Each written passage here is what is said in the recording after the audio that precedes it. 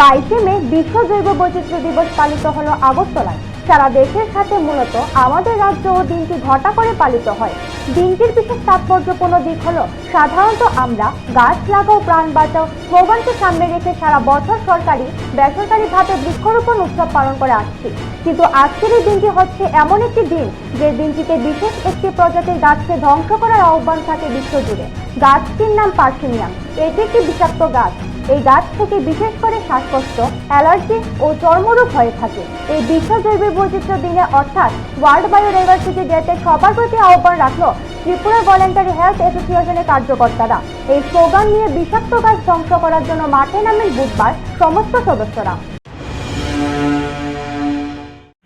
মূলত আজকে হচ্ছে ইন্টারন্যাশনাল বায়োডাইভার্সিটি ডে 2024। এই অনুষ্ঠানটি অর্গানাইজ করেছেন voluntary health association of Tripura এবং এই কাজে আমাদের সহযোগিতা করেছেন ত্রিপুরা স্টেট ডাইভার্সিটি বোর্ড। এই আজকের এই প্রোগ্রামটাতে মূলত আমাদের দুটো বিষয়, একটা হচ্ছে অ্যাওয়ারনেস আর একটা বিষয় হচ্ছে একটা গাছ যেটা নাম হচ্ছে পার্থেনিয়াম এবং এই গাছটা খুবই বিষাক্ত। এটা আমাদের শরীরের বিশেষ করে অ্যালার্জি, চর্মরোগ এবং শ্বাসকষ্টের মতো বিভিন্ন রোগগুলি সৃষ্টি করতে পারে। তাছাড়া এটা পরিবেশের জন্য ক্ষতিকর এবং এটা জমির উর্বরতা শক্তি নষ্ট করে এবং অন্যান্য গাছকেও প্রভাবিত করে। আমাদের ফলনশীল যেসব গাছ সেগুলিকেও এরা প্রভাবিত করে। এটা একটা মূলত বিদেশি গাছ এবং এটা আমাদের ভারতবর্ষের সর্বত্র দ্রুত ছড়িয়ে যাচ্ছে।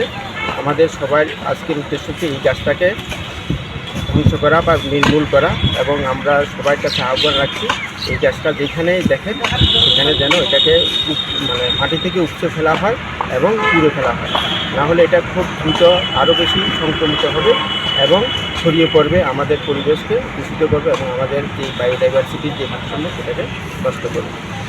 আপনার নাম? আমার নাম আমি জ্যোতির্ময় মজুমদার, আমাদের senior coordinator voluntary health association. Bureau report, হাট খবর।